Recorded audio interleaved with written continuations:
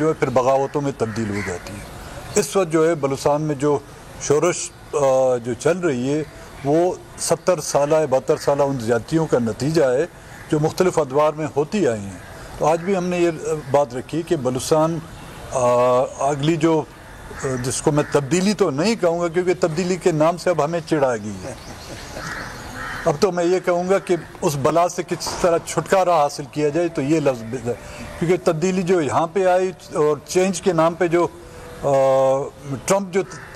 Change وہاں پہ لایا اس سے صرف تباہی آئی ہے۔ تو اس میرے خیال میں چھٹکارا لفظ بہتر رہے گا۔ اگر اس حکومت سے چھٹکارا حاصل کیا گیا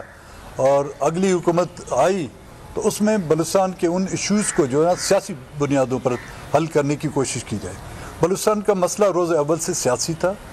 اور اس کو جو ہے سیاسی لوگوں کے ذریعے سے حل کرنا مناسب ہوگا، نہ ہی بندوق سے یہ مسئلہ حل ہوگا نہ ہی عسکری توپوں سے یہ حل ہوگا۔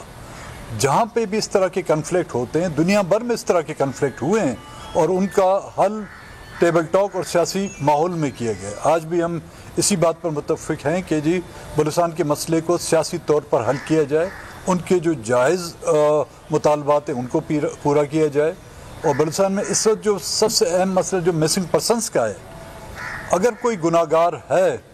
تو اس کو ان عدالتوں میں پیش کیا جائے، اگر کوئی بے گناہ ہے ہزاروں کی تعداد میں جو لوگ ہیں ان کو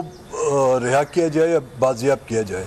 بغیر اس کے میرے خیال میں ہم بلوچستان کے مسئلہ اگر کوئی کہتا ہے کہ ہم حل کریں گے وہ حل نہیں ہو سکے گا۔ سیاسی مسائل ہیں وہ سیاسی طور پر بھی حل ہو سکتے ہیں۔ تو پھر ایک بار میں میاں صاحب کا مشکور ہوں کہ انہوں نے ہمیں دعوت دی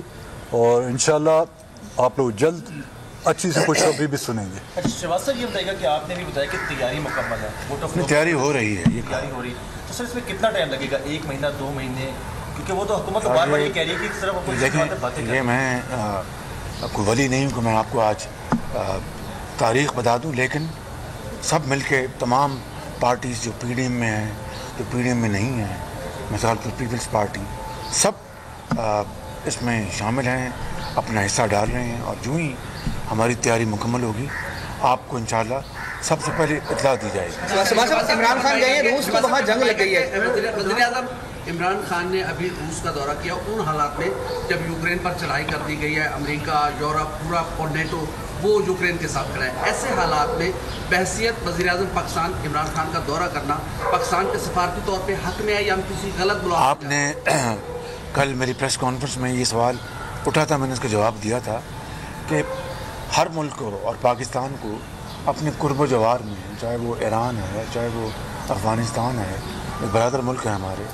اور دوسرے جو ممالک ہیں نیبرہڈ میں، ان کے ساتھ اچھے تعلقات استوار کرنا وہ ہمارے حق میں ہے۔ لیکن میں نے کل کہا تھا وہ جملہ پھر دہرا دیتا ہوں، نقل کے لیے بھی عقل چاہیے۔ صاحب یہ بتائیے گا کہ آپ کی پارٹی کے سینئر نائب صدر شاہد خاقان عباسی صاحب ہر پریس کانفرنس میں کہتے رہے ہیں کہ جب تک اسٹیبلشمنٹ نیوٹرل نہیں ہوگی اس وقت تک تحریک عدم اعتماد کامیاب نہیں ہو سکتی، تو کیا آپ سمجھتے ہیں کہ اب اسٹیبلشمنٹ نیوٹرل ہو گئی ہے یا آپ ابھی انتظار کر رہے ہیں؟ دیکھیے ہم گزارش یہ ہے کہ شاہد عباسی صاحب ہمارے محترم ساتھی ہیں اور بڑی ان کی کنٹریبیوشن ہے پارٹی میں، تو ان کو حق ہے اپنی بات کرنے کا پوری طرح۔ اس وقت صورتحال یہ ہے کہ پاکستان کے 22 کروڑ عوام وہ ہاتھ اٹھا کر آسمانوں کی طرف وہ دست بدعا ہیں کہ اے خدا کب اس بدترین فاشسٹ کرپٹ نااہل حکومت سے جان چھوٹے گی اور کب